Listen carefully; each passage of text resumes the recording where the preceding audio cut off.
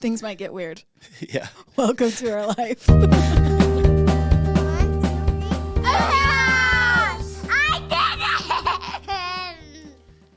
Welcome back to a new episode of the Hewlett House podcast. Today we have one of my good friends, and I'm so excited. Oh yeah, Malia. All by herself. all by myself. Oh my gosh, I do that too, like all the time. I'll just like break into song and things that he says, and so I feel like So High School Musical is real. Like my life is a in my musical. head. In my head, High School Musical is absolutely real. Yes, yes. I feel like that's actually a good metaphor for your life. Just Yes. a musical. I feel like it is. We've really Great. already uncovered so many things. I think I'm it's so super fun, actually, to know somebody that breaks into song. Yeah. And your kids are going to grow up and they're going to tell their kids, my mom always just sang around the house. And like, that's a cool thing to be remembered for. Yeah. Thank you. And Jess actually has a pretty good voice. Oh, yeah. You know? There was a... I can hold a tune. Inquire. Yeah. Voice inquire. Yeah. She does. She has a great voice. Thank you. And Maddie's got a good voice too. Yeah. Anyway, music runs in the fam. We like it. That's cool. We enjoy it. In fact, like the burst into random song, there's a song for every line runs in my family too. So it's just. Have you played our the families. game where you sing a song and then like that last word, someone else has to sing a song based no. off that last word? You sing like a phrase all by myself, and so then you take myself And then you do a have new to sing a song, Kind of like that on has Pitch Perfect. Myself. Oh yeah, Right? Yeah. Didn't they do that on there? Yeah, Okay. I actually haven't thought to it's a play it fun myself. card game. But you know what? My anxiety is too high. Like there's actually a game that I got with my kids. It's like sing along or something, and it gives you a phrase, and then you have to come up with a song that says that phrase or the word Yeah. or something in a certain amount of time. And I'm like panic. I'm like, no. And then it's like, of course, that's a Backstreet Boys song, or you know what I mean? Like Yep. something so simple that you're like, Mind goes blank. why? Anyway, so got in trouble under this pressure, week. no. I got in trouble this play week this for game. singing Happy Birthday at too high of a pitch.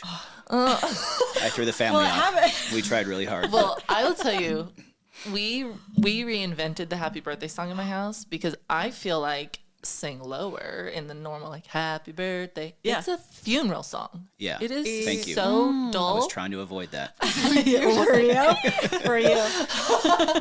It's a good excuse. Yeah. Thank you. Do you actually mind pulling this so that I'm not hitting you or the microphone with my headset? Thanks.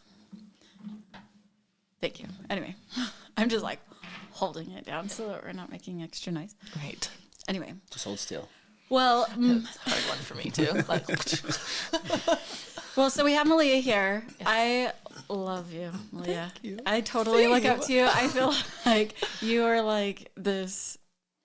What's the word? She has so much knowledge in so many aspects of life that you fascinate me. So I'm Oh, so that's cool. excited to talk to you. You just have like perspectives on life that like have not been brought up to me yet, and so I just love learning and understanding. I appreciate you too because I feel like you're someone easy to chat with, that we have different ideas and opinions probably in the way we're going to run our lives, but it's totally acceptable. Yeah. Like I feel such acceptance from you, and like same outward. Hopefully you feel that way. Yeah. No, absolutely. Absolutely. And you guys too, like Hayden, we had a little bit of time to chat months ago, and I was like, oh yeah, there's so much here that's so interesting. I just love people's underneath all the layers. Yeah. Yeah. rid of Malia all the did get to layers. see under all the layers. Yeah. She got to see how crazy and weird we really are. Yeah. And so like Yeah. that's home for me. It's Awesome. for us to get there. To be crazy and weird. Well, I love it too because it's like it's not as surface. Like, oh, I feel surface level stuff. It's like we get deep, and I There's love it. depth. So Yeah, same. anyway, but I think you bring that out in people, and I love it. So. Oh yeah, yes. Also, people don't.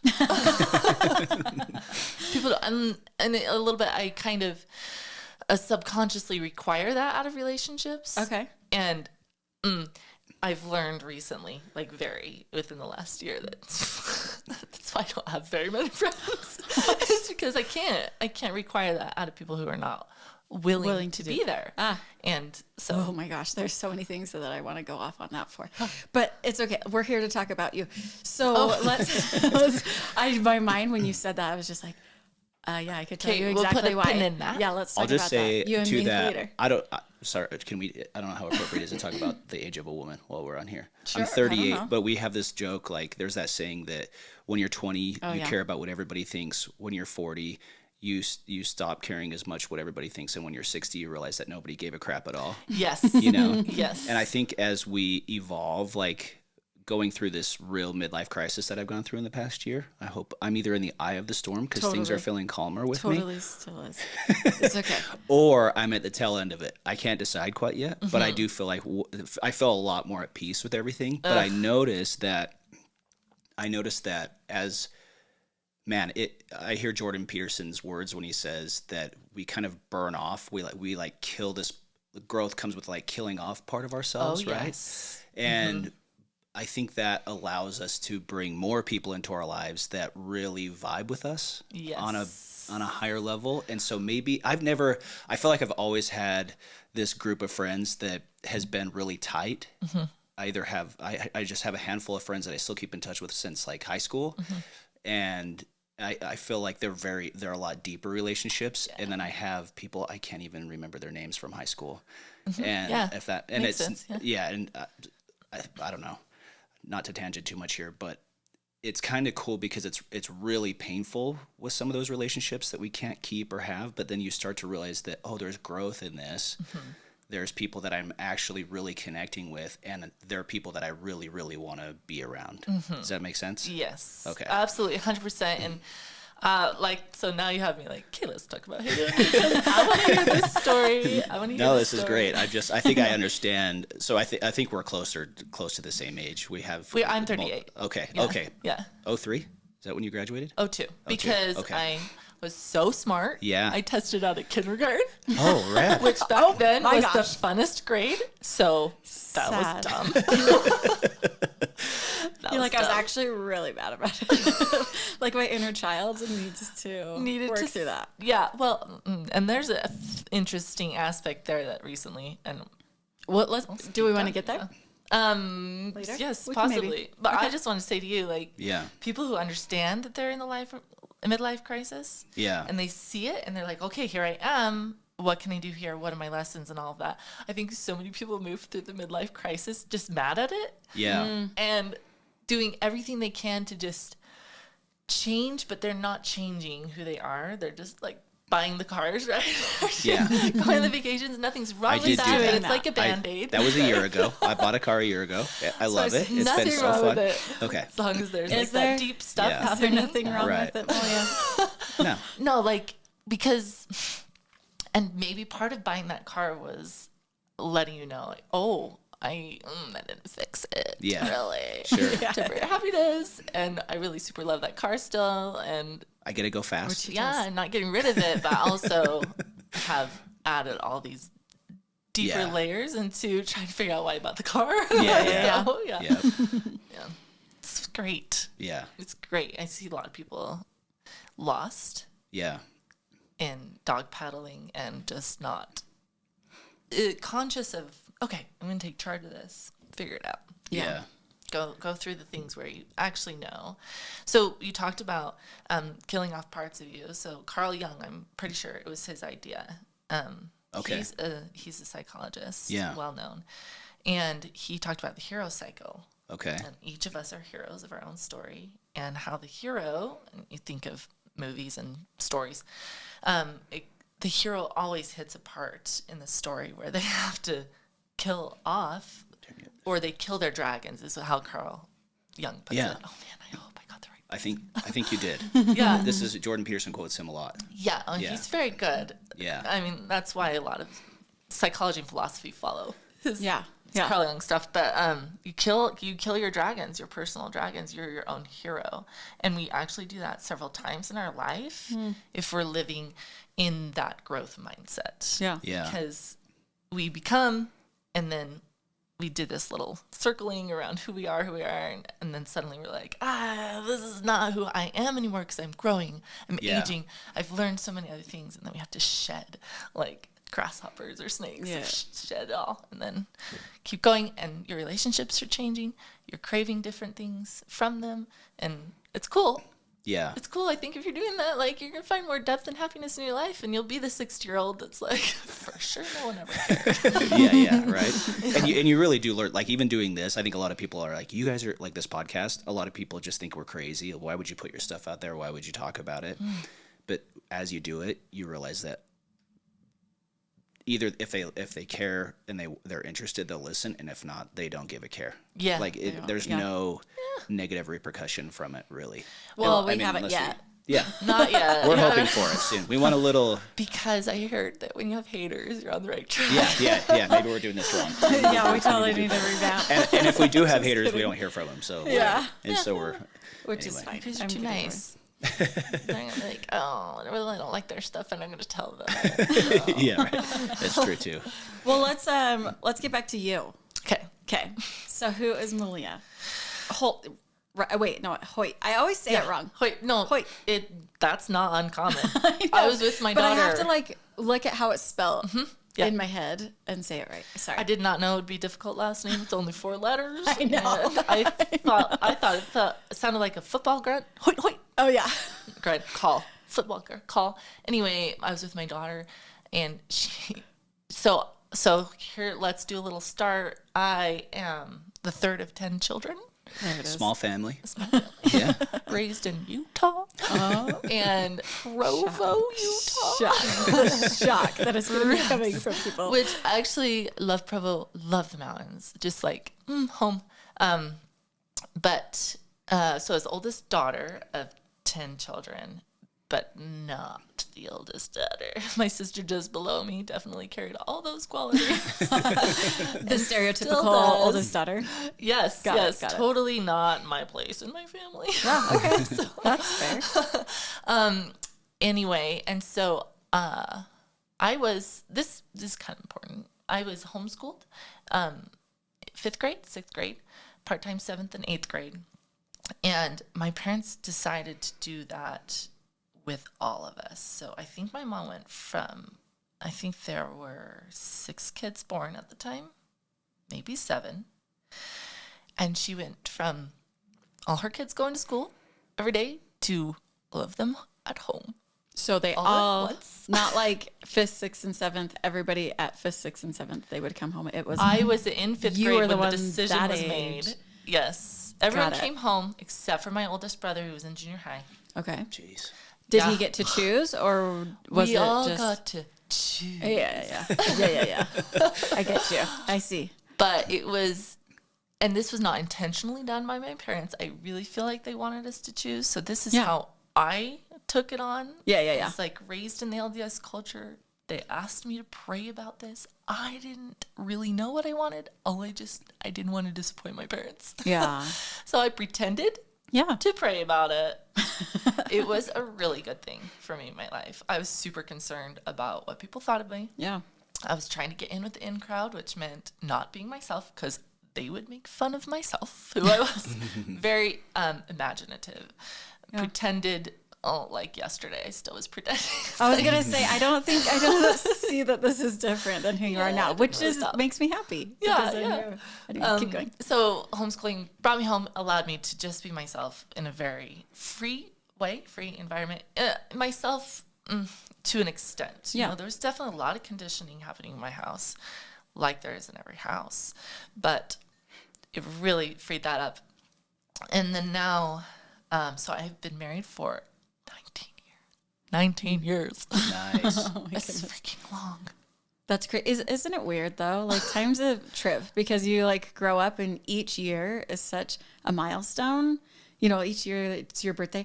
I'm 16. I can drive and do all these things. Yeah. But now it's like, now we're 19 years later and the same things apply. Like I'm still an adult and I can still do all the same things. Nothing but like new here. It literally just keeps so going. When we're 55, I'll be like, I'm a senior.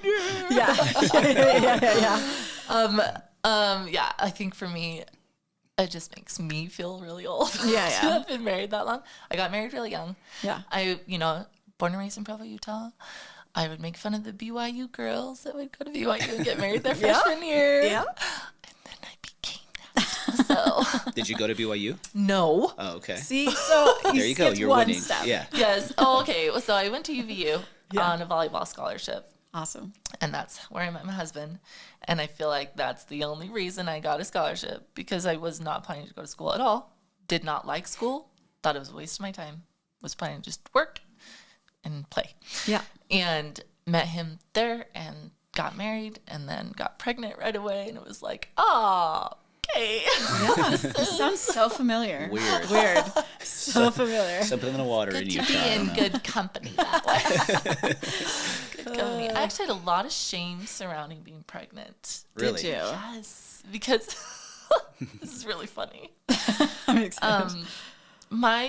It's genetic. So they have the women who suffer from infertility. It's heartbreaking.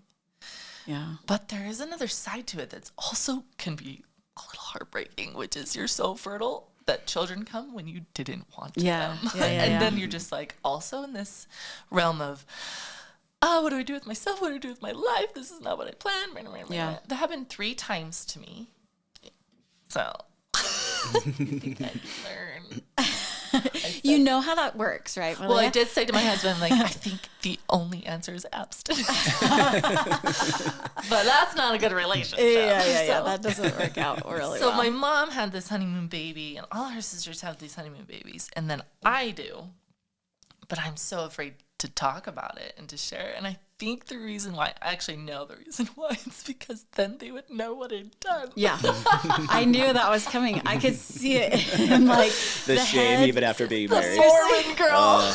We could talk about our wedding night and give a really fine. good story, but We we'll actually save that don't for need another to. time. Oh, yeah. That'd be good. It was as stereotypical as it gets. It was so wonderful. Oh, yeah. So good. Yeah, but we can relate. That's all I'm saying. Yeah. And you who you are now, I bet, is just like, oh my gosh. Right. Yeah. Well, you live and you learn. Yeah. And you grow and you. That's the hope. But yeah. So, Yeah. How many kids do you have? so I have 6 kids. Okay. Yeah, So which is the 3 new 10. That's Yeah. what I hear. 3 were not planned. My So oldest. half of them. half my family. My oldest and my last 2. So 4 was great. Felt great. Yeah. Really, really great.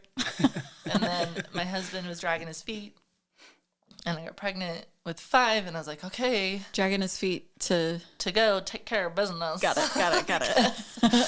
Like, I have sister-in-laws who do a great job in just following the ovulation calendar and all of that. Oh. It works for them. And Sorry. this is not No. how things work for me. No. So it needed to be like very solidly permanent. So he drug his feet on number 5 and we got pregnant, and I was like, okay, so we're having 5 kids. Yeah. And then he drug his feet again and we got pregnant again, and I threw a tantrum in the Walmart bathroom. Where you found out?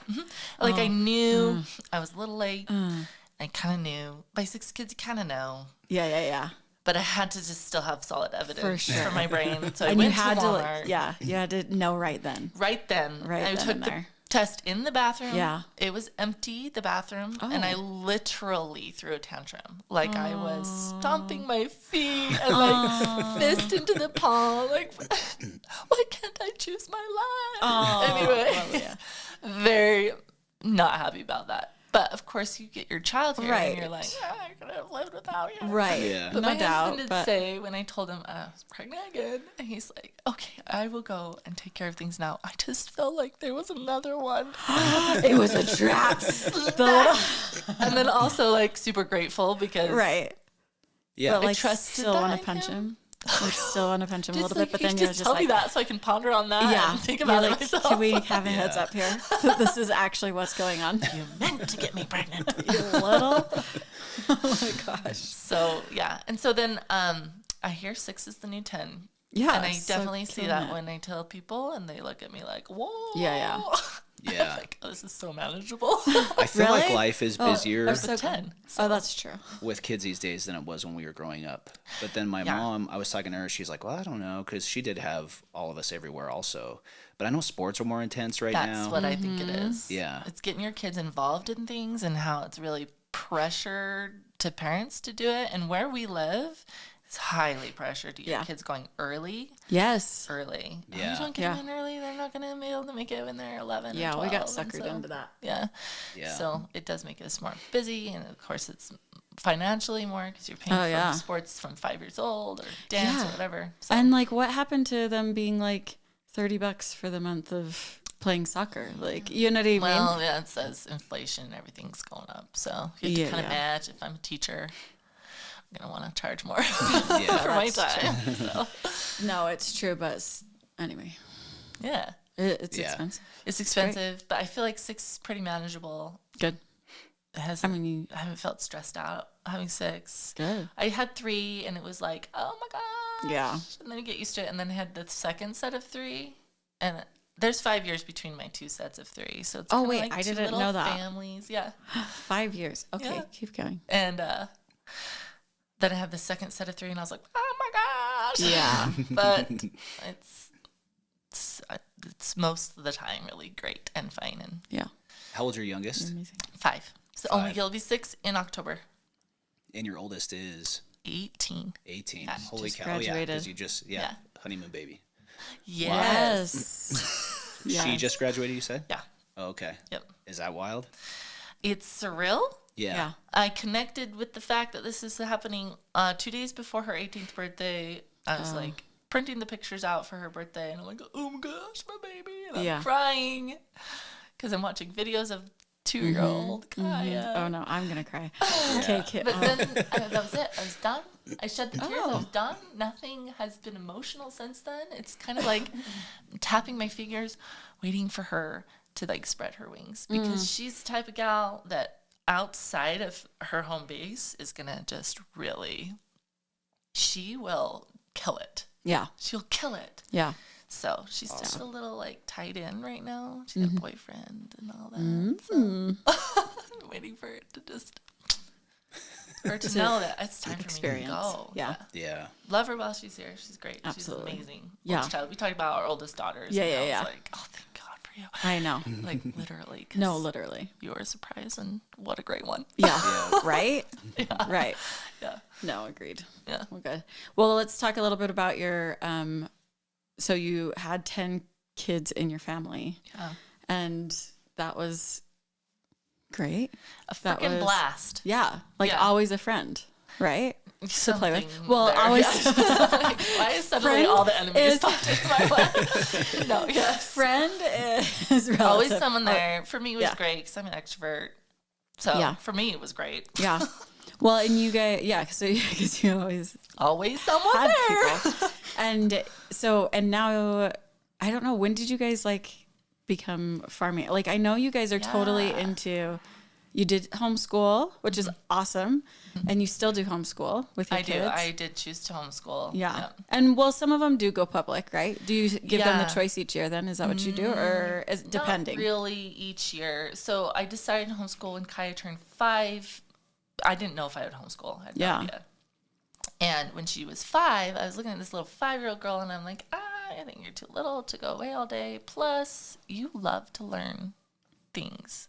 Yeah. And if I put you in a schoolroom, they're going to tell you what to learn. So it was just like, okay, for kindergarten. And we did it year by year. Yeah. And then it just, for elementary, for sure, at home. Yeah. And then they start to get options when they get into junior high. And so my oldest 2 are graduating with GED. So it's like the homeschool graduation. Yeah, You just take the that's GED. great. You Yeah. can take it when you're a freshman if you want to. Yeah, yeah. And then my third, though, this is my first experience here. She's like, I want to go full time and I want to graduate from high school. And so we're like with counselors and we're talking about the plan. And I'm like, Oh my okay, goodness. here we go. So she would do the Yes. whole thing. The whole thing. Cool. Yeah. I mean, good for her for. Yeah, it's what she wants. I feel like I already see her Like I got good grades. I got to be on time to things. Oh, yeah. Like, okay. Yeah. Just give a little structure, you know? Yeah, I think she needed more of that from me. Yeah.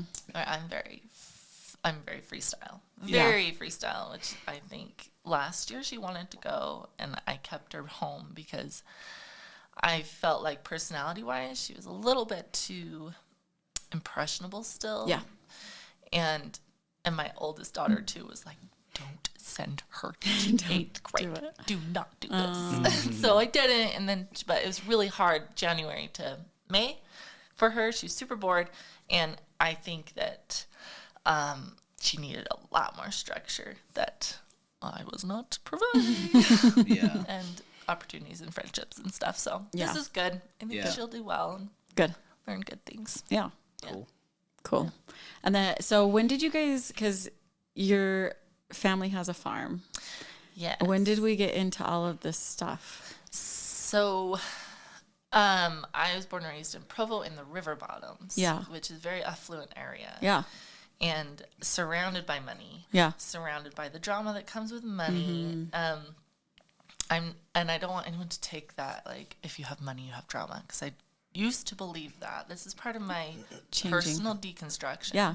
Because that's what I was surrounded by. I was surrounded by, like, affairs and children doing drugs because, and this is the verbiage that came from my household, because their parents have so much money that that's just like, you're not seeing me, mom and dad. And this could be very true, you know? Yeah. Sure. And suicides and, like, people living falsely, like big houses, nice cars, but they actually couldn't afford it, and all of that kind of drama. And my parents were sick of it, and they really hated it, and they kind of knew right away moving into that area. They're like, we don't really want to raise our kids, and it's like, we come home, hey, can I have this new toy? Yeah. Because all our neighbors get all the new toys. We were the only family in the whole block that did yard work. The other moms did yard work, but not their kids. And we would complain that way too. Like, they don't have to do yard work.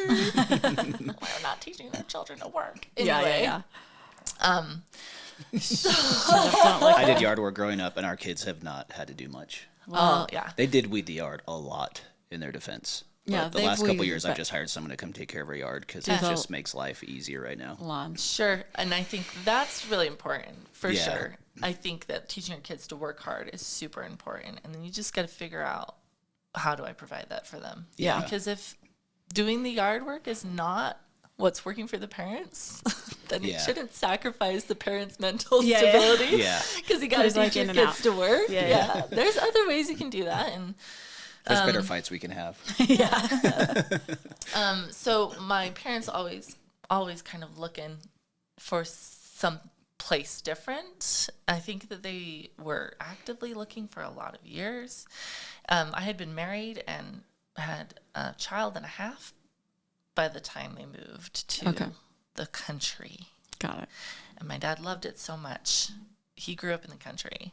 And he said, I love church here because, suddenly I have a little southern accent. I love church here. Get redneck on us, that's okay. I love church here because the men have knives on their waistbands. He's like, you're in a good place when your neighbors carry knives. That's hilarious. Or guns. Some of them carry guns right to church. So. Right to church. Sure. And the knives are always coming in handy. Like, let me do that for you. Let me do that for you. Anyway, so they moved there because they felt like that would be, they wanted to be self-sufficient, self-sustaining. And my mom is a master gardener. You can go and get an education and get a master's in gardening. And did she? She did? Yes. Oh, okay. So I she think did. she got through Thanksgiving Point, actually. Oh. Yeah. Oh, cool. So, and then back when that was mostly all about gardens. Yeah. And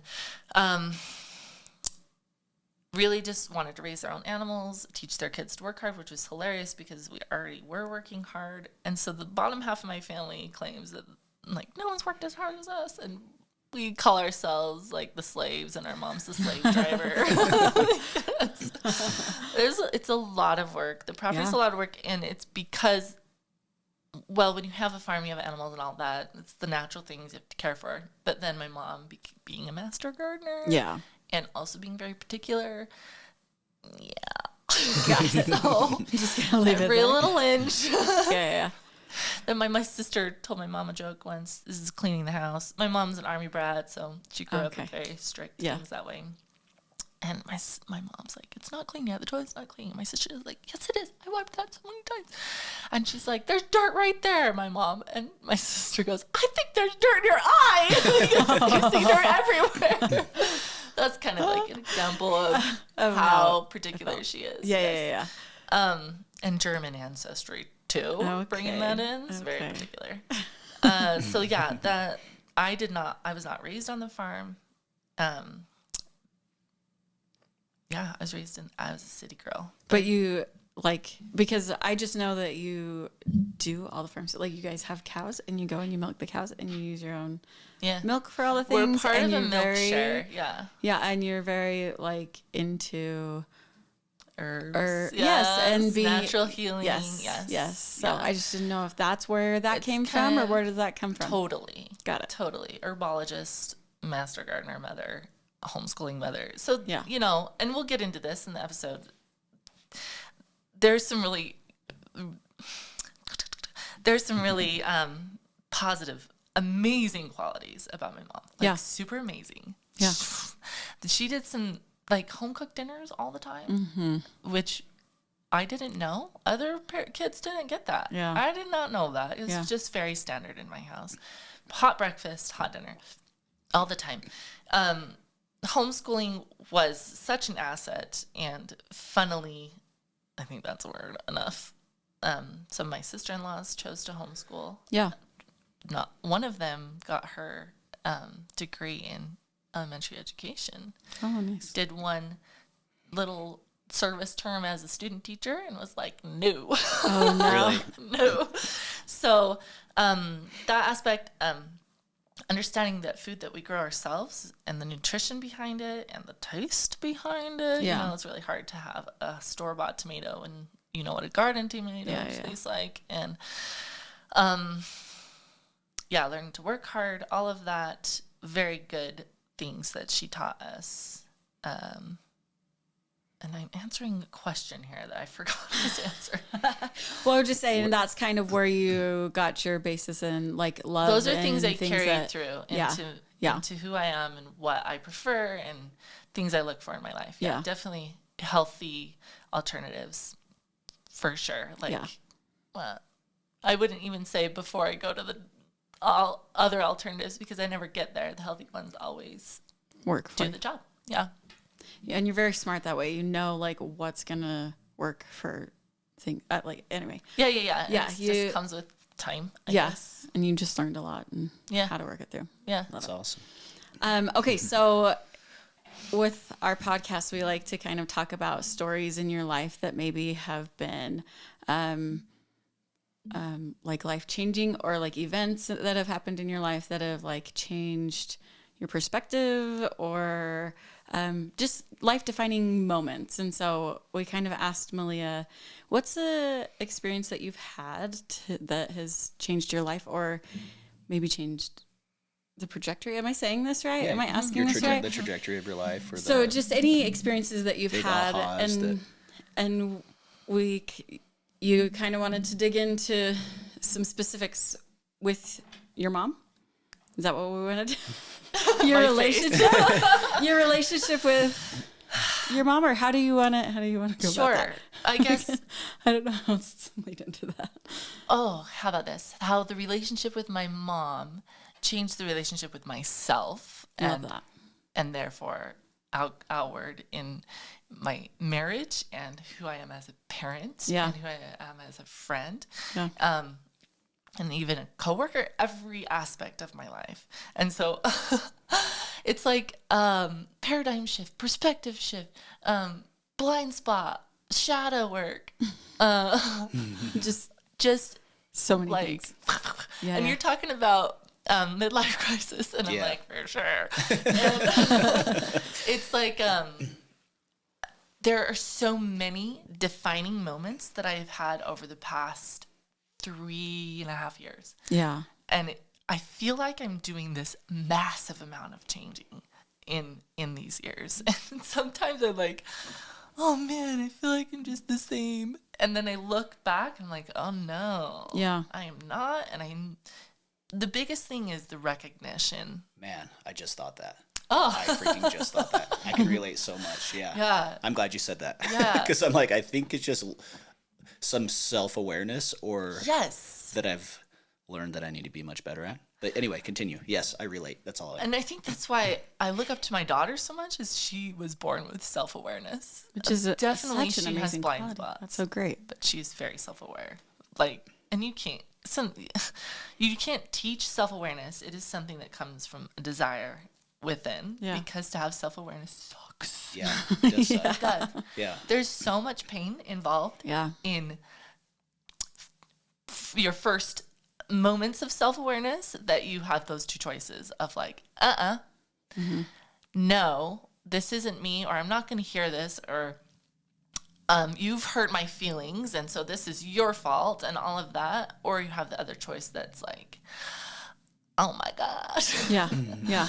And that hurts. Yeah. It hurts a ton. And I think that's why people choose to go the other way, because it's out of protection. Right. They don't want to feel that pain that comes with.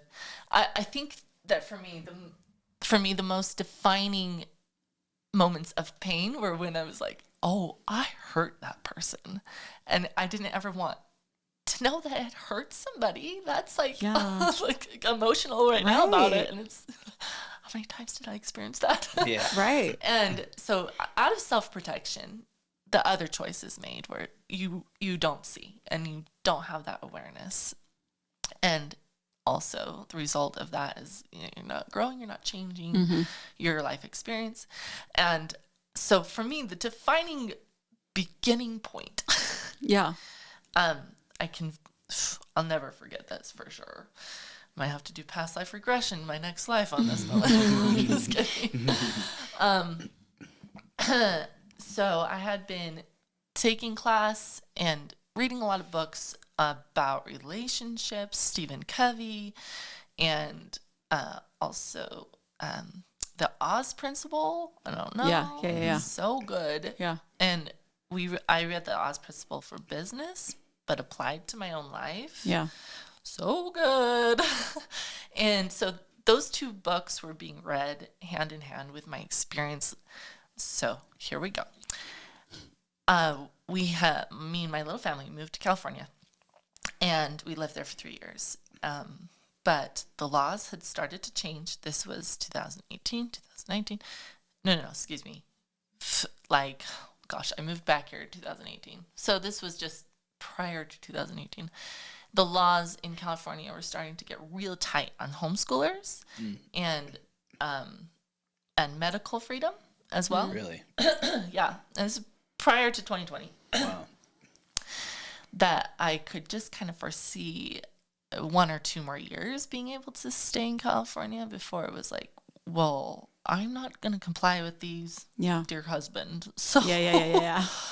And so I'd spent the summer of 2018, June and half of July back home in Utah. I really missed the Utah summers. So I came, spent time on the farm, and it was a lot of fun and really great. And I went back to California, and I was like, oh, okay, I think that I want to move back. Yeah. Anyway, so I totally remember that. I remember you coming to Bunko, and I'm like, wait, you brought you and your 6 kids for the summer to live with your mom? Yes. And I totally remember that period. We were in like the Sacramento area. Oh, yeah. It gets so hot. Yeah. I had no idea. Yeah. I wasn't down for that. Yeah. I literally wasn't, because his other job opportunity was Arizona. And I said, hell no. Yeah, no doubt.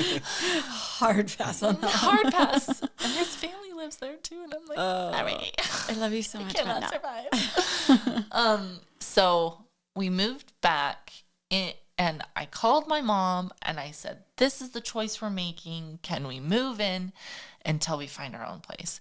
We're thinking 2 months. Yeah. So 4 years. That's what it turned into. That's crazy. Yes. 4 years. I didn't realize it was that long. It's crazy for time, and it's also like, a lot. Crazy for doing that. Both sides. Like, but my parents and us were like, and yes, there was there's a lot there. Yeah. So moving in with my mother was silly because her and I didn't see eye to eye very much growing up. Okay. So now me as my own self is who I'm supposed to be with my own children, move into her house. And like, did we forget that we had this kind of relationship that was like, okay, the way you do things, I don't want to do them that way. Yeah. And then it's like both coming at each other that way. But here's the issue. I'm in her home. Right. So it's very challenging. And being the free spirit that I am, it's like, okay, but I see you want it this way. Okay, I see you want it this way. It's like, but it's really hard for me to actually be okay with that. And I knew I wanted to raise my children differently than she did, which was super offensive to her. Like, like I killed her for me to think that way. So that was very challenging. And that's an understatement, y'all. So, living with my mother, hopefully, please, will be the hardest thing I've ever done. And will do. But I'm not sure, and I know you guys know this feeling. Yeah. I'm not sure if I would have learned these lessons any other way. Damn it. Yeah. Yeah. Sure. No doubt, right? Yeah. Right. You're like, why? Why did I have to? Like, seriously? Why couldn't it be But like, I get it. But like, why? Like, there's no easier way for this. So, And anyway. I think today I can tell you why. And it's, I don't think we're educated well in the natural movement that happens all around us and the little pokes and signs that are given to us. Yeah. I tell you probably like 6 or 7 times an argument with my mom that was big enough for me to come to my husband and say, I don't care if we live in our van. We're out of here. And guess what? 6 or I did 7 not times. do. Move. Yeah. Yeah. Yeah.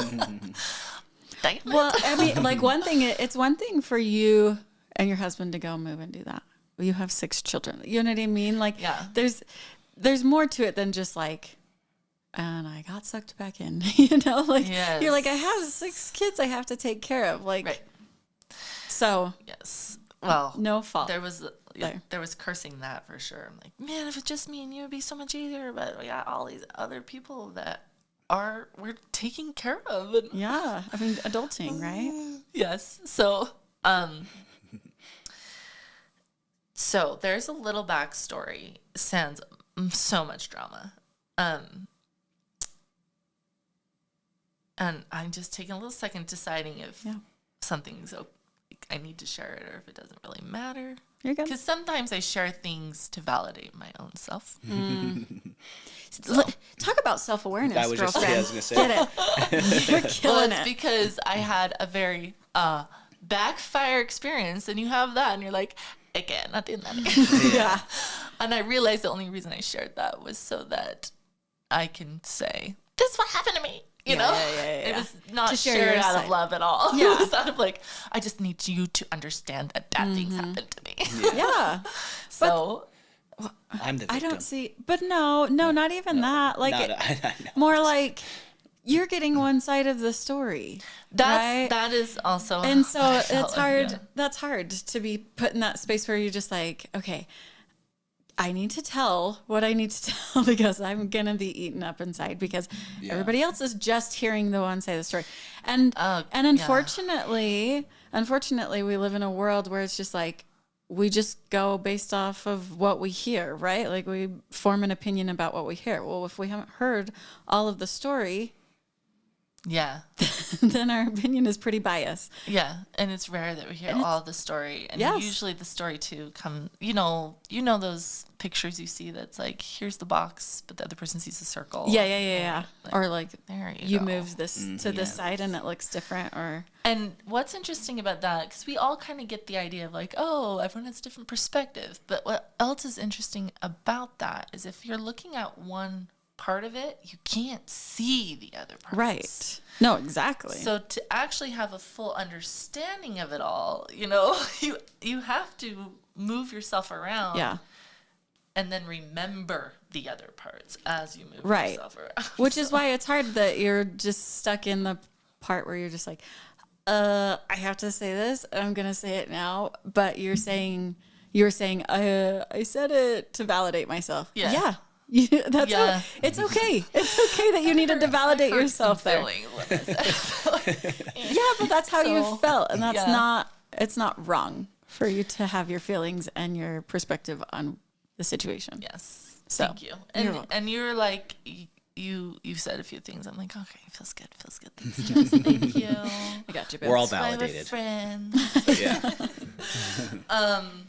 So maybe just brief. My mom has a lot of trauma, and as I believe, our traumas play out in our lives, and the longer we go with them unaddressed, the tougher a person we become. Yeah. And they kind of just compile. Yeah. And her protection is massive. Her self-preservation, it's very massive. And so you have a narcissist, who has massive self-preservation. And my sisters and I were talking about, was our mom a narcissist when we were being raised? Was this who it was, or we just didn't know? Yeah. But my mom has had some pretty movie-worthy trauma experiences as an adult. As an adult. As an adult. Sorry, I'm having a moment for her because it's a little heartbreaking. She's had some freaking hard ones, like, guys. I'm talking movie-worthy. So, yeah. On top of the things that she went through as a child, no one's child is perfect, but definitely hers was obviously rough. You have some childhoods that you're like, well, yeah, wow. Yeah. Yeah. Right. And then the others that are almost subtle, but so my sisters and I kind of just looked at her adult life. Plus, you have 10 kids. You decide to homeschool them. She was horrible at self-care because she thought it was selfish. Yeah. And Well, and that's that Mormon upbringing. I was going to say that's culture. That's culture. Yes. Had a very similar conversation on our date last night Oh, with her. Listen, I'm I such worry an about that. advocate for this. Yeah. we do bunko once a month. Are you That's kidding not me? enough, maybe. Some women, it maybe, but make sure you're getting enough. just Like, that's teasing. a No, I massive get it. message for me. Self-care. Yeah. Self-care is not selfish because you are such a better person. Yes. And let me tell you from my experience that if you don't do self-care and you become a 65-year-old woman, you'll hate everyone. Yeah. So, Yeah, that's that grumpy old man on his grass. Get off my grass. yes, Get off my you're grass. just mad at everybody Yeah. and everything, and that's what you're comfortable with. That's what's vibing, and so it's really hard to get out of that. Yeah. That's a whole other. Mr. Wilson. So I think that's on Dennis the Menace. Yes. You know. Yeah, no And he doubt. was an unhappy man. That's right. Yeah. So her self-protection had been growing massively, and there was some real psychological issues at play while living with my mom. Yeah. So I was reading Oz Principle, and Stephen Covey, Yeah. 7 Habits. Is that what you were saying? 7 Habits, Yeah. and just diving into myself. And I had this massive argument with my mom that was the last one we ever had. No, we had one after that. But it was big enough really to big. Yeah. shake.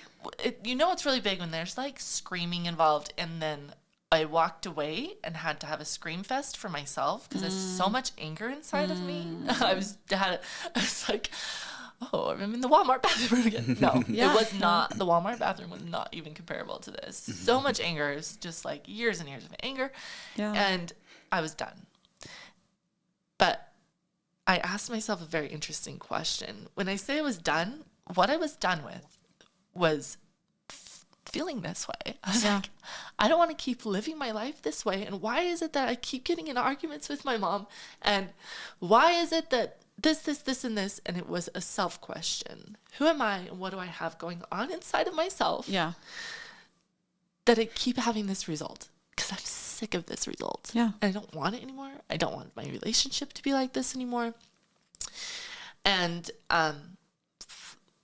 fortunately, at the same time, I'm getting certifications in like energy healing modalities, and a good friend in my life is a life coach, which, by the way, would never have hired a life coach ever, but also wouldn't be here without that life coach. So I'm putting a plug in. Get a life coach. At least once in your life, get a life coach. And so I had a life coach, and also just people in my life who were equipped to help me through this time of deep self-reflection.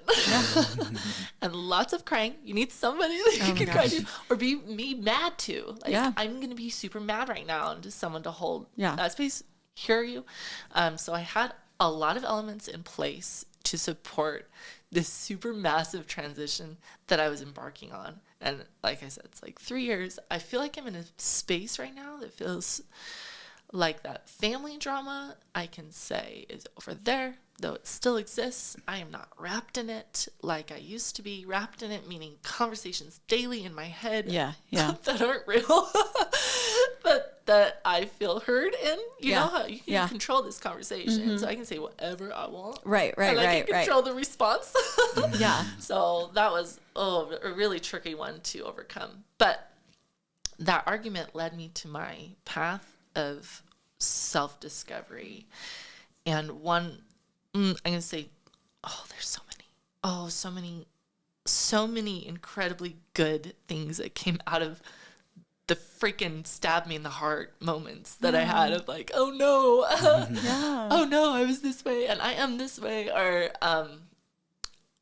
and in the midst of it all, you're like, okay, I see myself. I see that this is my tendency. I want to adjust that, And then you're sent these little tests to do. And you fail. And you're like, no, I still suck at this. But, how can you get better without like, oh, I feel better. But then you also have to have that come at you and see how you actually are responding to this, you know? So, two of the greatest gifts that came from this that I'll share, because there really are just like, I probably should write a book. Yeah, do it. Maybe ChatGPT can help me with that. Summarize this for me in 500 pages or less. Like, dive into my brain. We may not be far off. Number one, and I'm starting to get to a point where I can talk about this without crying, so we'll see. You can cry. It's okay. Yeah, you're right. Not here, but you can cry. No, I'm just kidding. Go ahead. I recognized that I was being my mother to my husband. And what I saw in my parents' relationship was a father that didn't have a voice and didn't really have any say in how things went. And when he tried to, there was big arguments that would happen. And then my mom would come out feeling all like my dad's this abusive person and all of that because he's like, won't let her do this project or whatever because it costs so much money or whatever it is. Okay. And what was modeled for me was, and I'm going to get all hippie on you. Get it. Love it. We love hippie, right, Jess? I know. We just talked about how I totally went down my hippie vibe for a minute. Go. What was modeled for me was a woman not behaving in her feminine power, but using masculine power to demasculinize my dad. And so it was this big display of an imbalance in that yin yang. That's something that I think is certainly being addressed in a better way than was when the feminist movement began. It's starting to be a little more heart-centered. Yeah. Anger-centered. Right. And so that's what I did to my husband. And there's extreme amounts of gaslighting that I lived with that you don't know until you start to like educate yourself. Right. And obviously I had the experience that was like, I don't want this anymore. So what's going on? Right. So I just became very aware of like, oh my gosh, there's so much gaslighting and spiritual bypassing. And let me explain what spiritual bypassing is. It's kind of like, using God, religion, or spiritual things to just kind of justify or blanket over the top of things that are going on or happening. And my mom got really good at that because you understand that if God talks to you, Hayden, and he says something, I cannot deny that for you. Yeah. I cannot. Yeah. I cannot say, well, your God's wrong. You know, I can't say that. Right. And she learned that she could not be,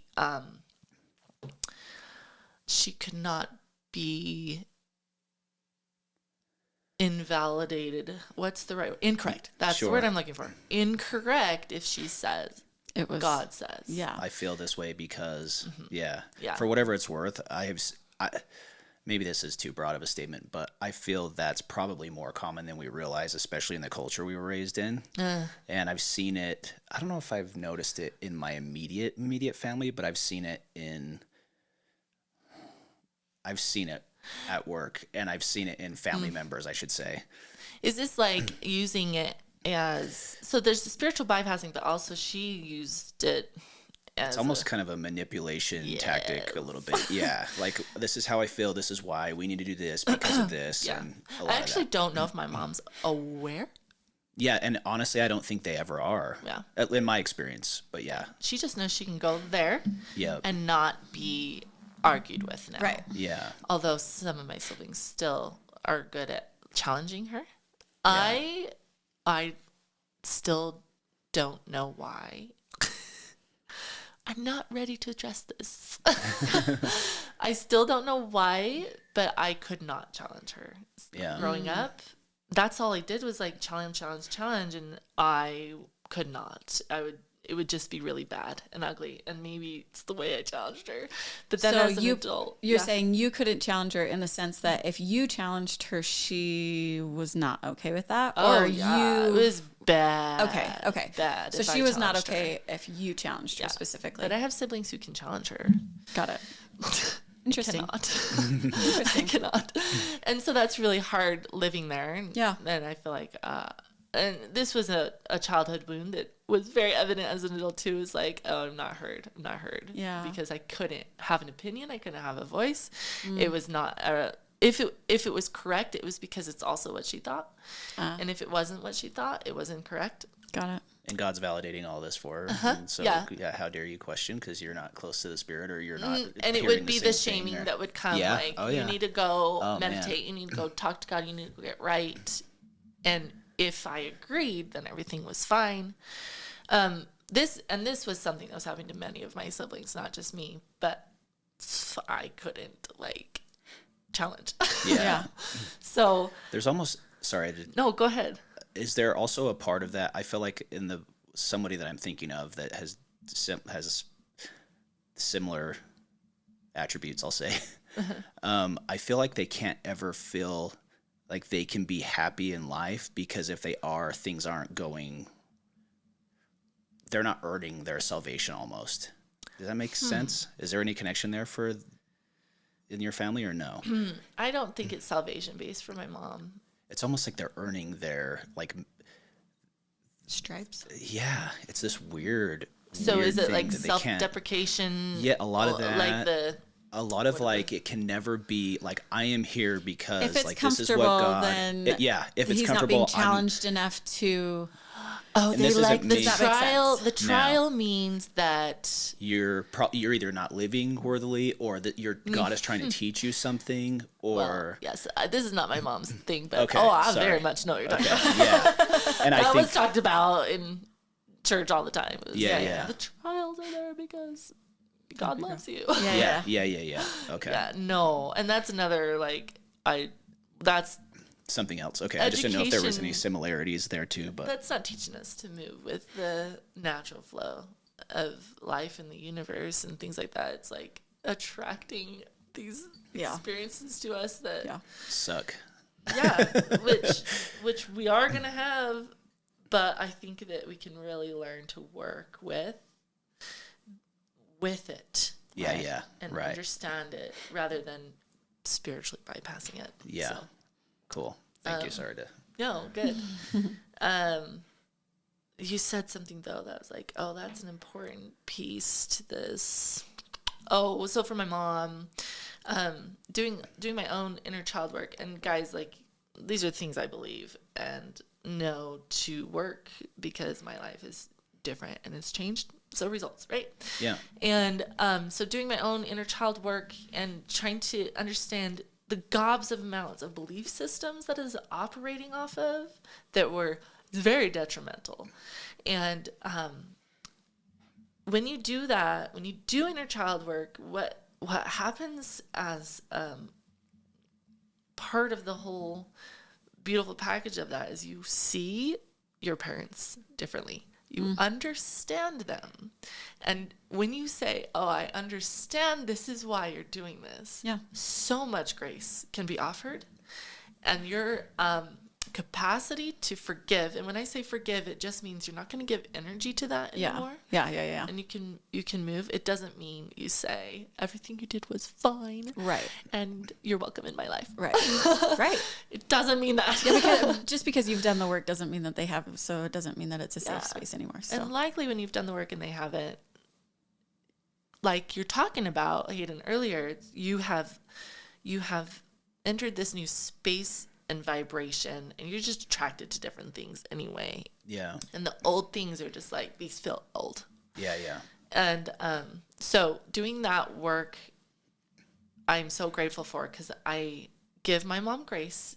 Yeah. And like I said, like I was having the moment for her earlier. Like, That's what I was just going to say. That's you, Yeah. like, understanding her and seeing I don't know from her if she'll side. ever be able to, like, come to terms, because her wound is, and this is inherited, the life story of the women in my mom's line just makes sense. You start to learn about your ancestry and you're just like, oh, all you women, gosh. Yeah. And so hers is, if I'm not right or correct, I'm not loved. And so challenging her makes her feel like you don't love her. Yeah. And then if I am not validated, I am not worthy. So to have that path of self-awareness would like kill her, Yeah. because she'd have to open up not worthy and not loved. Yeah. So that's why the protection's like really really massive. Yeah. Yeah. And anyway, so my own, did I even say, oh, the marriage. What are we talking about? Coming back. So my marriage and modeling what I saw at home, which was the demasculinization in a masculine way. So it's that woman being in a male power and then treating my dad the way that she did. And so it was like this light bulb moment that sucked. Yeah. Because it's, I've hurt somebody. Yeah. And Yeah. it's been 18 years, so I think it was 18 years is what I was saying, because that's when I figured it out. Yeah. So it's been 2 years in this trying to rewire my habits. And, Right. it's been 18 years that I have treated this man this way, and totally saw how I just demasculinized him. Wow, I still can't talk about it without just being like, and he's so smart and he's so great at so many things. And he was the type of guy that was like, well, if I just think it, like it'll come into my life. And I'm like, no, that's not the way it works. Oh my gosh. So I did start, I'm like, I recognize, I apologize for like 3 months in a row. I'd just be apologizing because I'd see little parts. Oh, and this, oh, I've been doing this. And so I just like, oh, I just need to apologize to you again because there's this other part that I recognize I'm doing. Yeah. And he's receiving this just like, thank you. Yeah. He's like, cool. Yeah. Oh, yes, you have been doing that. Yeah. And I call this, like, though it's my own personal reclamation, this is the reclamation of Jared too, because now his wife is like peeled back to allow him to be him. Yeah. And the things that he's really, really great at, and like the luck that he brings into our household, like bring that guy back, bring that guy back. So that was one aspect, and then super painful for myself to go through that. Well, humbling, totally humbling, being like, oh, I see this, and I need to make this right. Yeah, and that's hard. And the habits you have to change. Yeah. So good for you. That's awesome. I mean, that's a lot of work. Just that right there. Yeah. And how many 70-year-old couples are still sitting together in all that same shit? Well, for lack of a better word. That was actually... I say shit a lot. That's right. I was saying, damn it. Are they equal or are they not? It's what it's PG-13 here. Sorry, Malia. So, that was actually part of like the whole picture that I saw because my grandparents had their 50th anniversary years ago. Yeah. Their youngest child. So everyone's getting up and saying all these really nice things about them. Yes. Their youngest child. This is my mom's parents. Yeah. So the youngest child gets up and goes, listen, I know that we're here to try to celebrate this thing, but my perspective is that this is not a good marriage and it never has been. Oh man, did she blow it up? No way. But she also is known to do that. Yeah. Was that for shock like and as awe? a niece, or I'm was like, it like, oh, she's legit? being shock and awe. Yeah. But looking back, and because I see my parents the way that they are, I'm like, she's that youngest child just being like, you guys, this is not what we want. Yeah.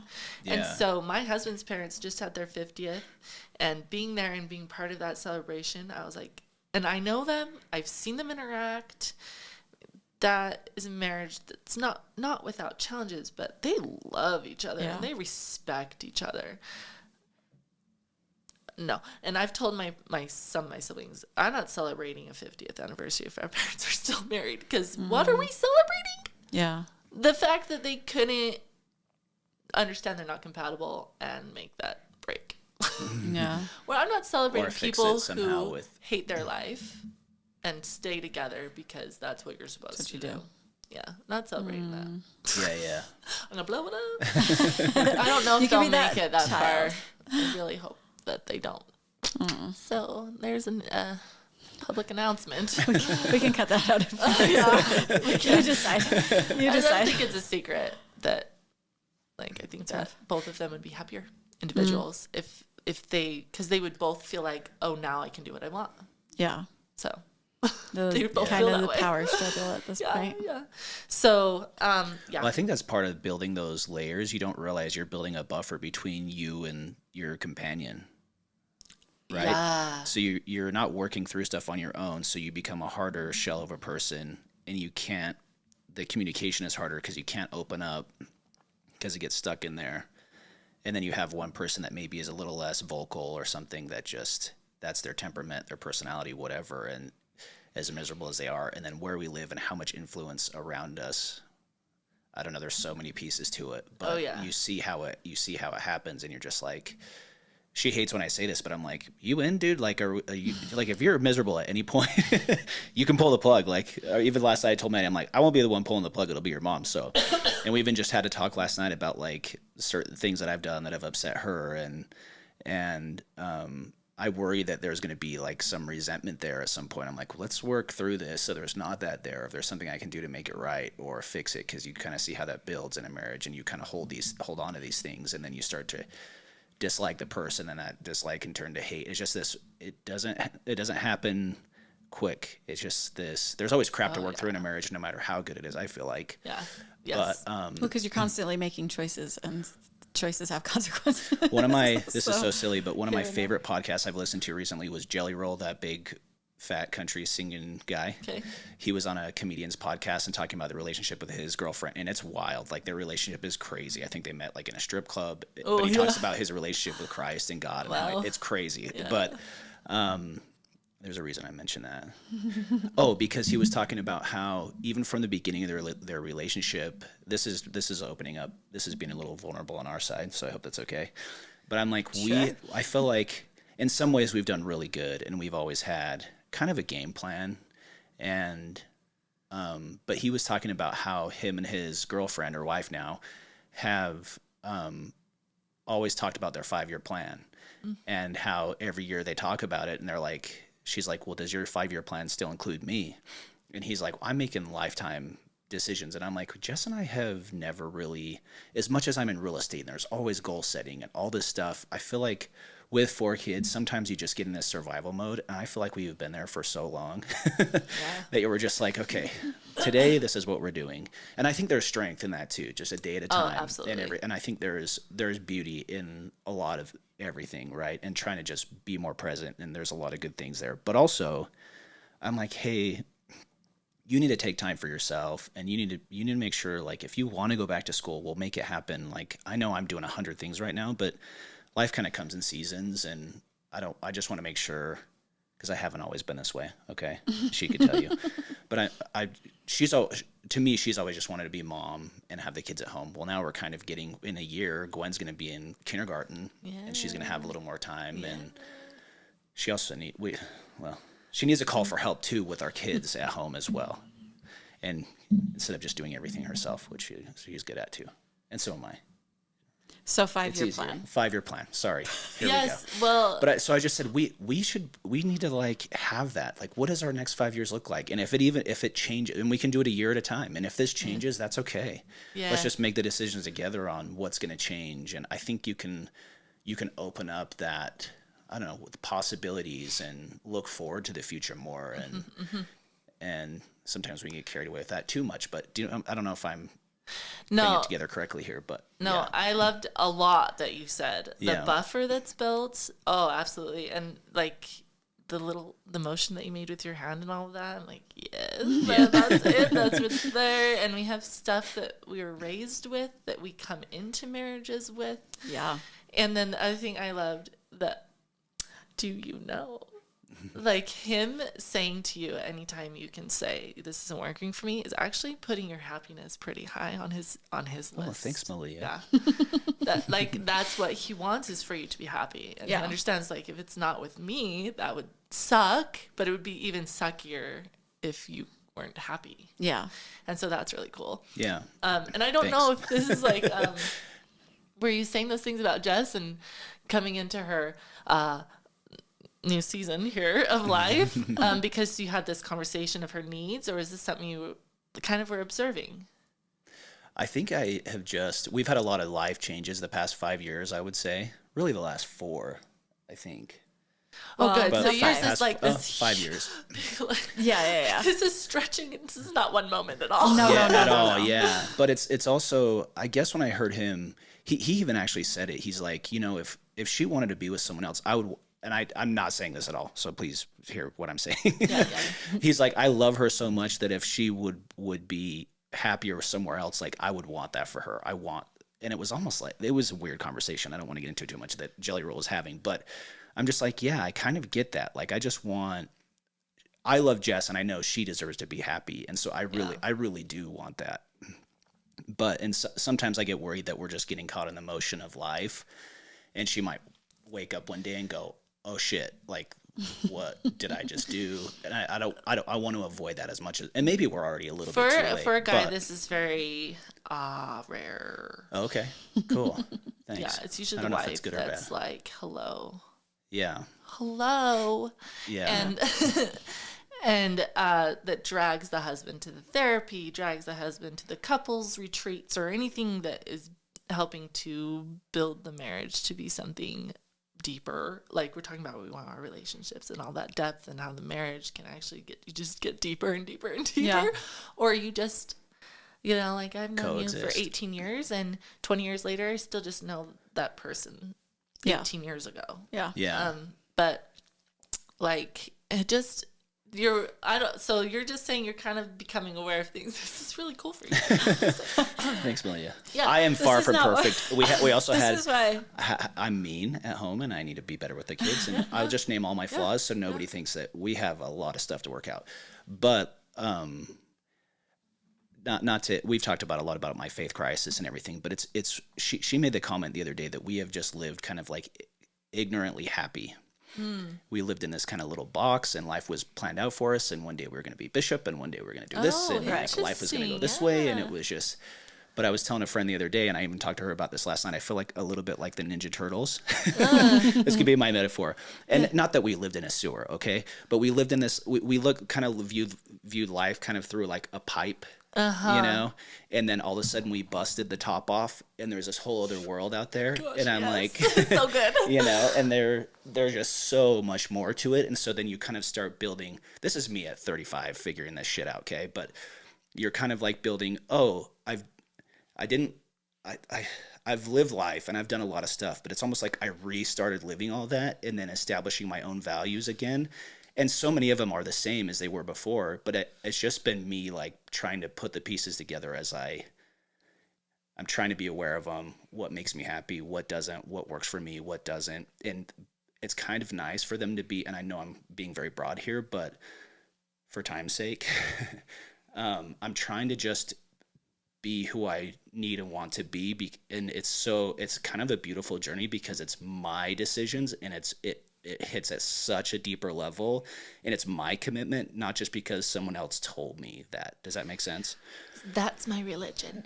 Okay, I love it. Let me tell you that I hope that for everybody. I don't Yeah. care how old you are, too. Like, I hope that everybody is like, I want to decide for myself. And then what you just said is the reason why I hope it is because then it's yours and you own that. Yeah. And it comes from inside deep, and it's real, and all of these different things rather than it being told to you. Yeah.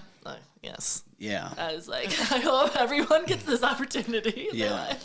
If I will hope one thing for my kids, it's for them to create their own way out of their deep knowing of self-discovery and who's God, who am I, blah, blah, blah, blah, blah. Yeah.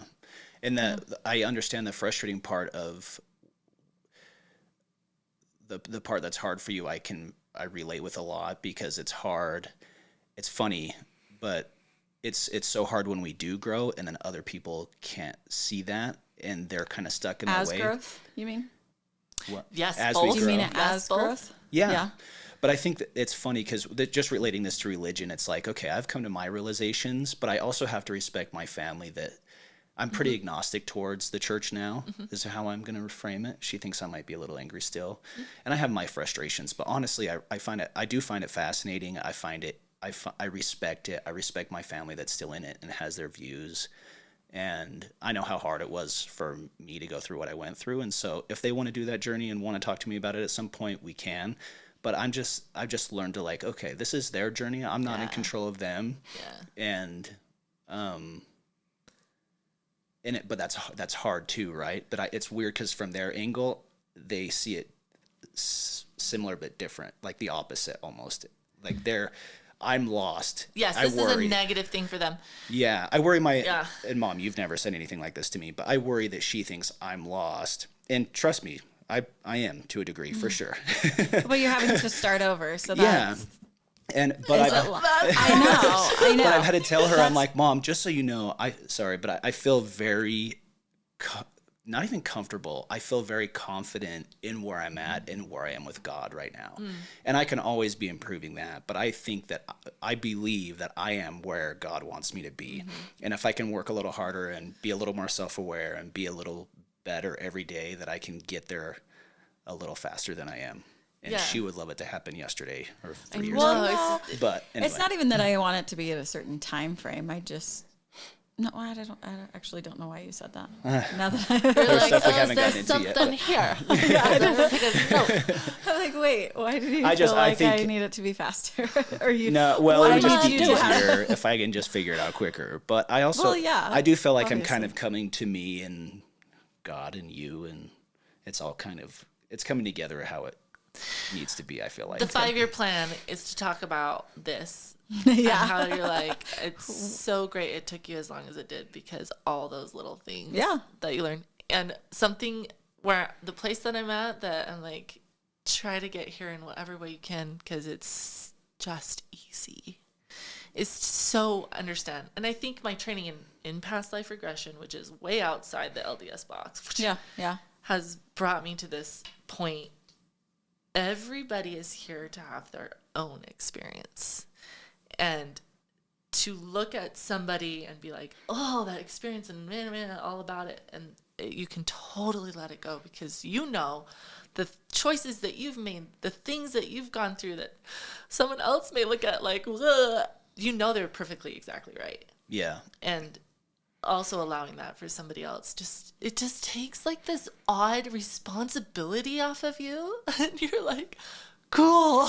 Yeah. It's cool if that's the decision you're gonna make. I think these are gonna be results. They seem pretty negative, but man, that may be your path and your journey to bring you to the 38-year-old person that's gonna just be like, this is so much deeper and aware than Where deathbed. Yeah. Well, and 85 as a mom already. too, it's like you were saying with your kids, you want them to. You're like, yeah, it might be a little scary, it might be a little bumpy, but yeah, I want do nothing it. more than that. Because then and the solidifying it. But the cool thing about you believing that is that it doesn't mean anything about you. Their choices don't mean anything about you. And that is so Well, I great. haven't had one make a choice that is a little bit like, oh, this might be like You're embarrassing. So we'll see when I get there. Yeah, but I'm talking more like core life choices, right? You're allowing them to be them. And so it's beautiful because you don't have to fear that. Does that make sense? It's that weird responsibility that's Yeah. just totally lifted from me. Even as a parent, you're like, you think you have this responsibility to be this and this for your child. Yeah. But if you can let go of the responsibility of you're the director of their life path and journey. No. Yeah. Yeah. No, you're not. Yeah. And it's like, oh. And obviously we want to teach them to be good humans. We want to teach them good You core have the values and values. principles, yeah. Right?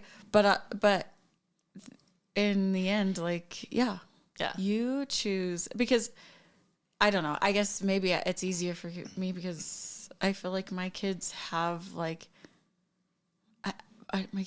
don't feel like my kids are serial killers. You know what I mean? Or like something like that, right? Like it might be easier because I'm like, oh, yeah, like to your core, I believe that you are a good person. And so it's easy for me to be like, yes, you do what you believe is correct for you and what you need to do.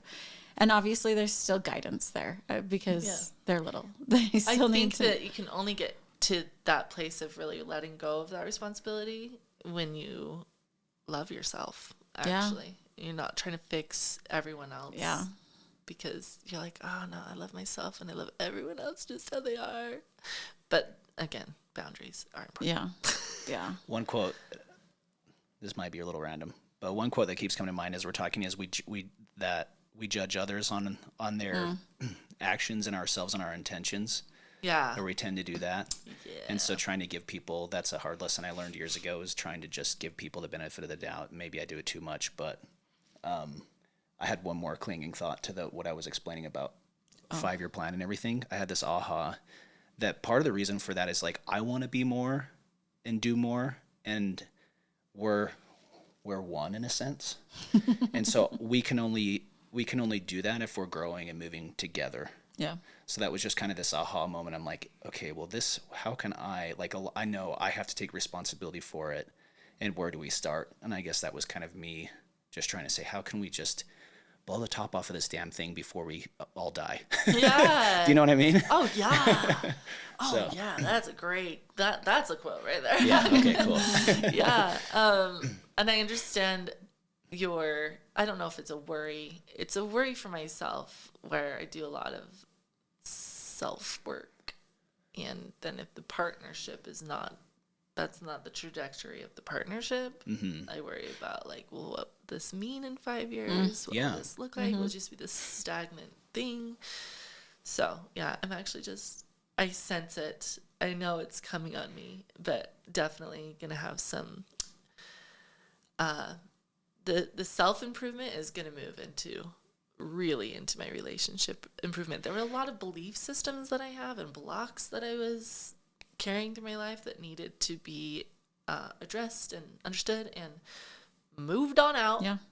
And so I feel it, and like there's this daunting feeling to it. Like, oh no. Yes, because So. it's hard. It's hard to shake it up and make it, Yeah. but it's worth it, right? Well, because what it's going to do is it's going to be more self-reflection. And Yeah. it's going to be more of like, okay, here's where I need to be better. Yeah.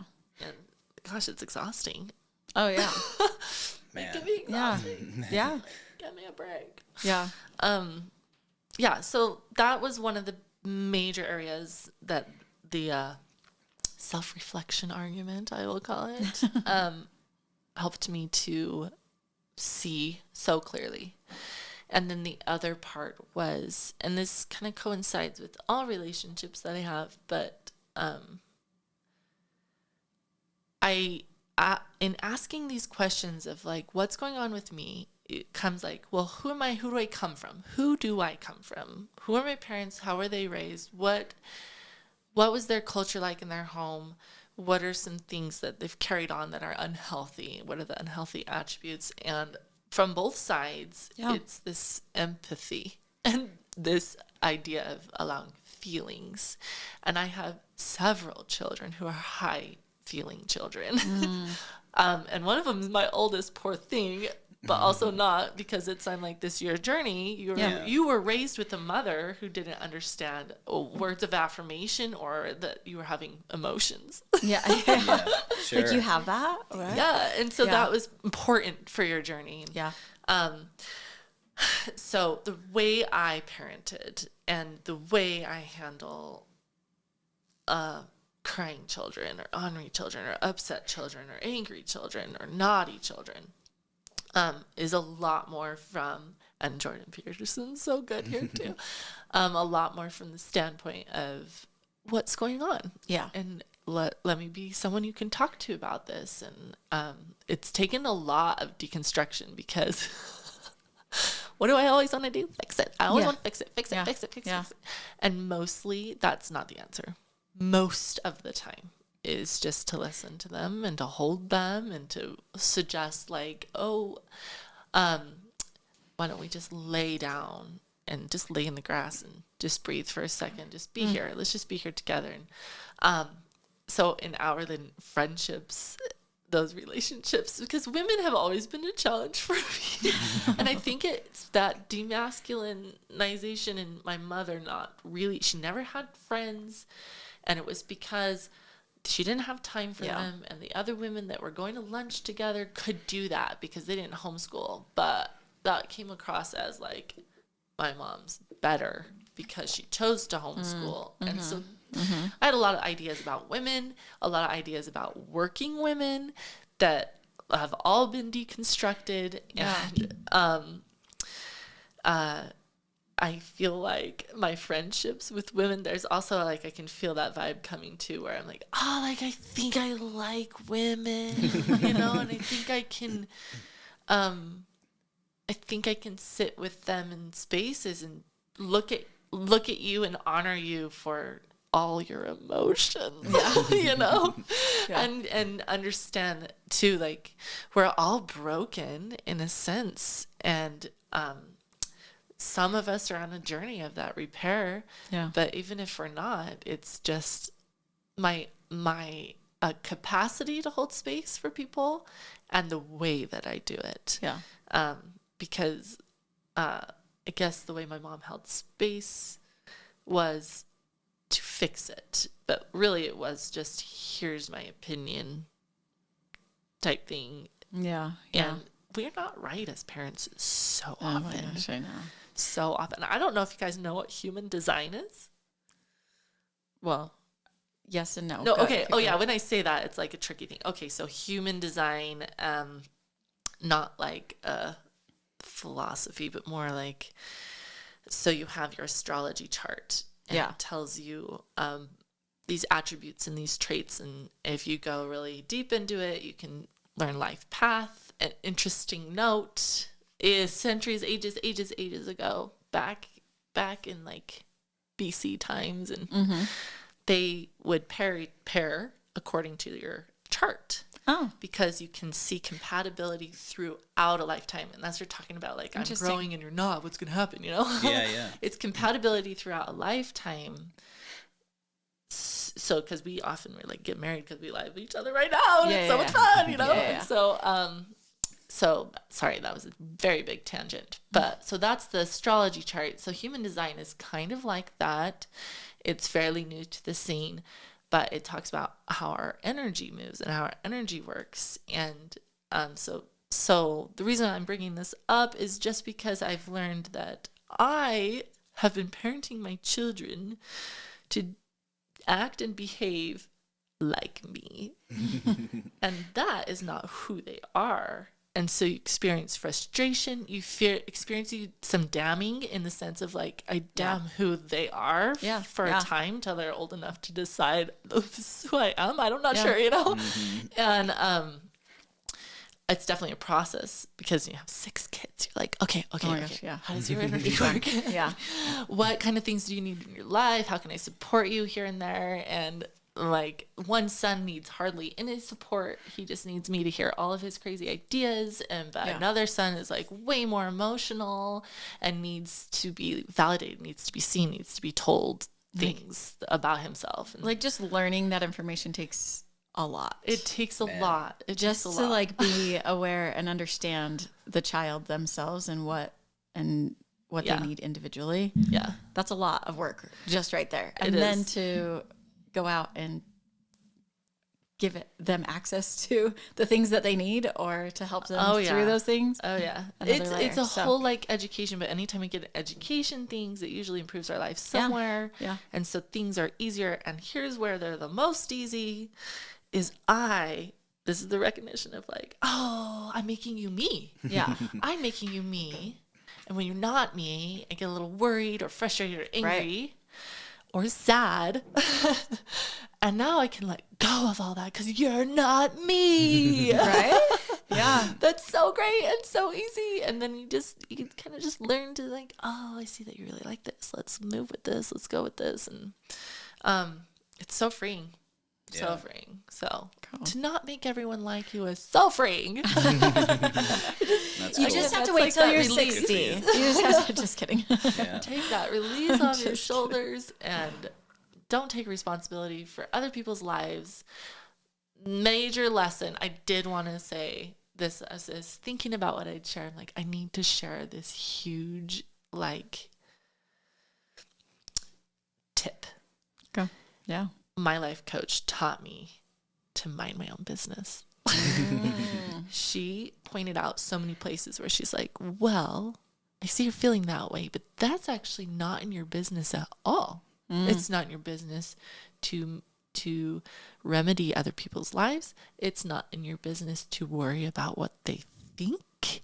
It's not in your business to create goals for other people. Tell me I'm not the only one. No, not. Yeah. No. So just understanding that and like having someone there to tell me all the times that I was out of my business, because you can probably sit here and think, okay, I mind my own business, but like all the little tiny cracks that you're in someone else's business. Yeah. And then again, here's the whole message of just like, oh, it's not my responsibility. I'm so much happier and lighter and freer in this life. Yeah. Yeah. Stay in your own business. And even writing a mission statement, because she walked me how to write a mission statement, and it had verbiage in there that was how other people would receive me and how other people would respond to me. And she's like, well, it's actually not in your business to say how they will feel. My whole, oh my gosh. I've been doing life wrong. That is me. Like, I'm like, oh yeah, this is my mission statement. Like saying it in my head, and it literally is about everybody else. Yes. And everybody else so is weird. like, So weird. Sorry, I say this. I don't know if you told her about the therapy you went and got for like a month, and she hated it because the lady. And I know there's good and bad. I know there's good and bad therapy. Okay. Yeah. But the lady kept telling her, spend time on yourself. You need to spend time on yourself. And she I'm sitting here thinking, you ladies need to go start a business where you help other women. Yes. Because she is a fixer and she loves that actually. And you actually do a pretty good job of letting people be themselves. I feel like that's excellent. Jess That's is what we great at talked that. about in the beginning. Yeah, she really is awesome that way. It's a great attribute of hers. But anyway. And I think that was also, it's funny how this message keeps coming up for you, even from me. I'm like, hey, let's go, to dude. take self-care. well, I don't feel like I don't take care of myself. There may be something that you're in need of that you're not fulfilling. You're just unaware of, like, I think that's I it. need baths, or I need to feed the birds. You definitely or need a bath. I need I'm just kidding. I need, like, because specific self-care fills us specifically. So there may be an area of your life that's just empty. Guys, this isn't about me. What are we? Well, we're just telling you. I just love you so much. I'm just teasing. I have a few goals for you. Here you go. No. Yes, there you go. If you're interested, we can talk more. No, like, funny is that, like, I have gone to Malia to help me. Yeah, I and think it's stuff. awesome. Malia It's does awesome. lots of many beautiful things and helps people in lots of many beautiful ways. And some people think that they are a little kooky, like you know. Oh, yeah. Like I have actually had some people reach out to me and be like, be careful, from podcast stuff that we've said. They're like, be careful with this, be careful, because it's alternative stuff, you know. And I So I've totally been appreciate it. very, like, reserved in that. Sounds good, then I guess. I don't know. No, and that's the thing is when they reached out to me, it was like, thank you for, like, caring enough to say something, and I will dig into that deeper. But in the end, like, I don't take offense to it because it's just them and their thought on the subject. And does that make sense? Yeah, I appreciate you reaching out.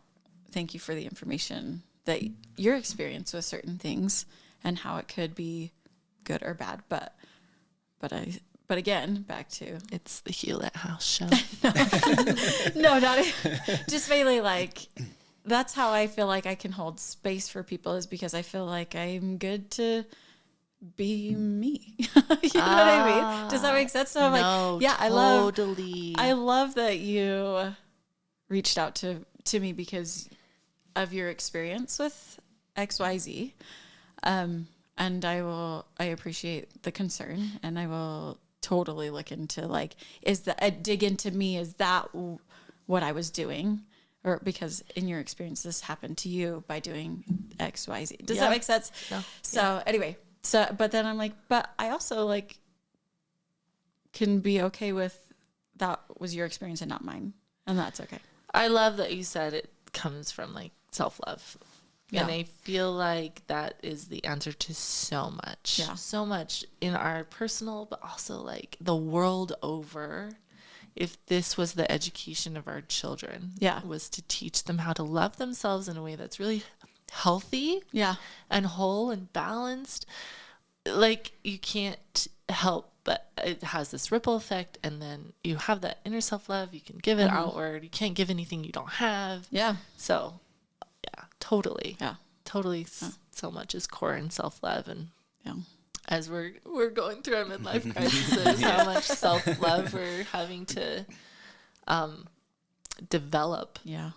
And worthiness for different aspects of my life. And like, so we talked about how I skipped kindergarten.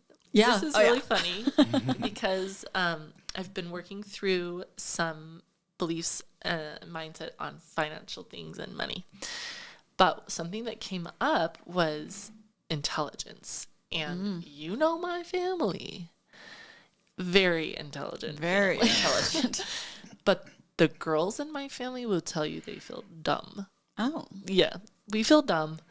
I don't think I've ever had one that's conversation. Something that's true. We feel dumb.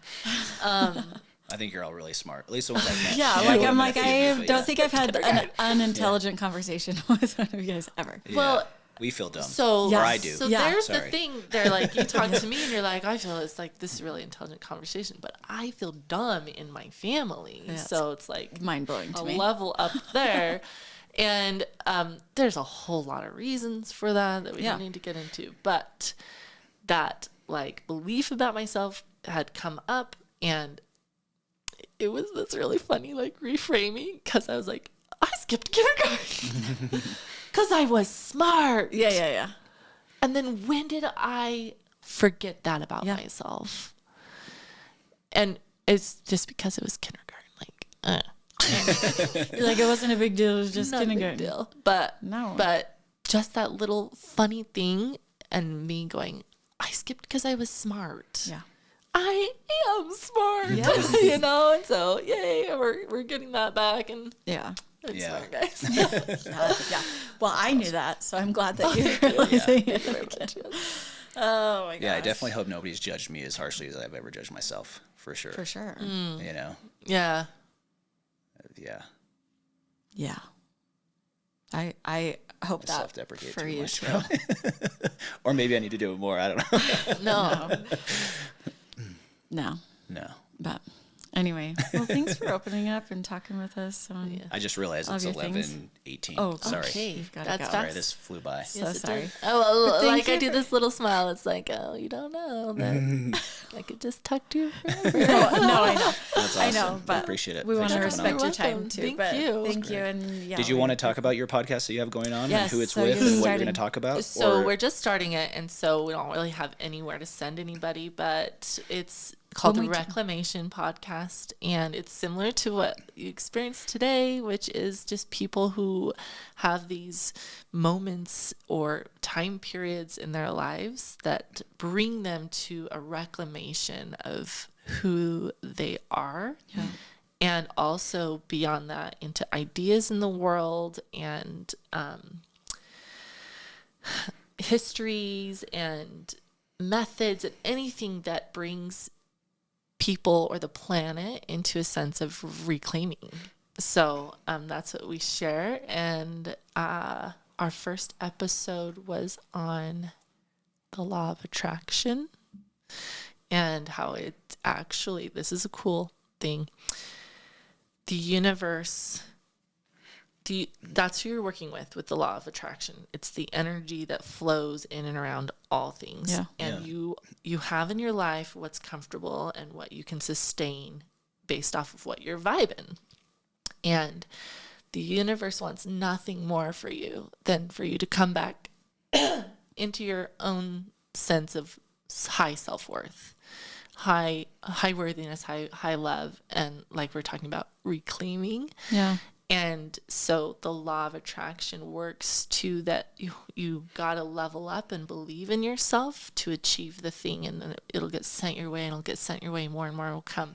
But you won't unless you do the deconstructing, unless you work through the things that are blocking your self-worth, which I love because I'm like, oh yeah, like, everyone loved themselves, you know? Right. It'd be so great. So, yeah. And then my Instagram is Oscar Malia, and I share a lot of homeschooling tips and tricks and funny mom hacks that aren't really.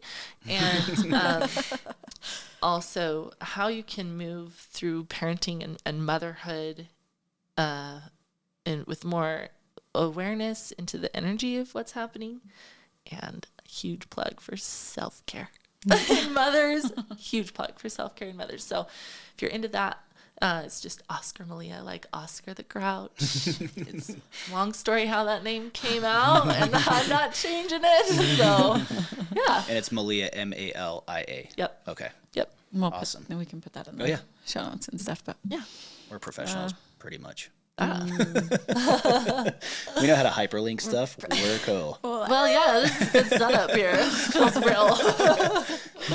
Oh, no, It's but been fun. yeah, thanks for coming. We appreciate you. And Let's do it again. And I know Super it's my pleasure. Yeah. That'd be fun. That'd be awesome. I thought about, I'm like, my husband would have a lot to say Yeah, about bring him. his experience with his wife. we could do like a 2.0 and Last have I see the him. light. Yeah, if he's in, bring him. Let's do another Yeah, one. we'd That'd love be it. awesome. He Cool. would be. He'd talk your ear off more than me. Oh, Yeah, bring it great. on. Bring it on. We can do like break it up into like 5 episodes. And Oh, wow.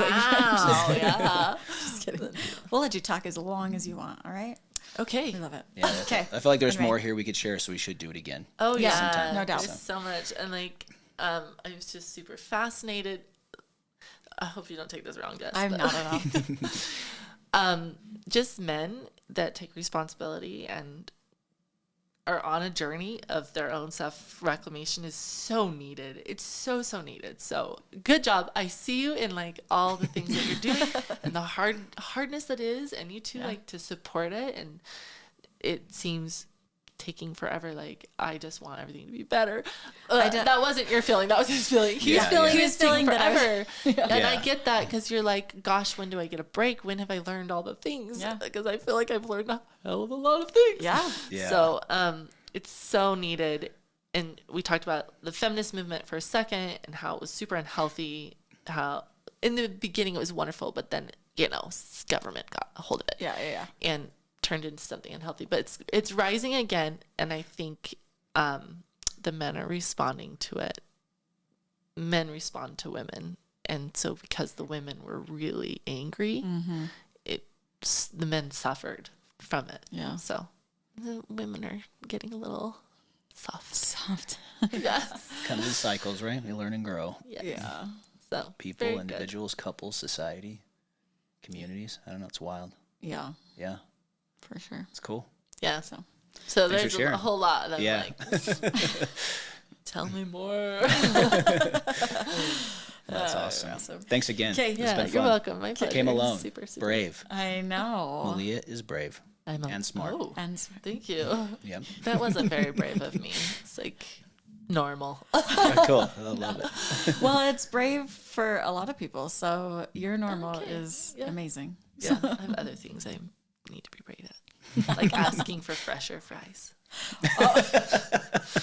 I'll just deal with these gross fries because I'm not going to ask. I'm worried they get spit in, so I just try to be nice. Oh, Hey, I'll take it, dude. Just awesome. Whatever. Can I use your microwave real quick? Just kidding. I'll go air fry these. Yeah. Anyway. Okay. Okay. Well, thanks again. Yep. Welcome.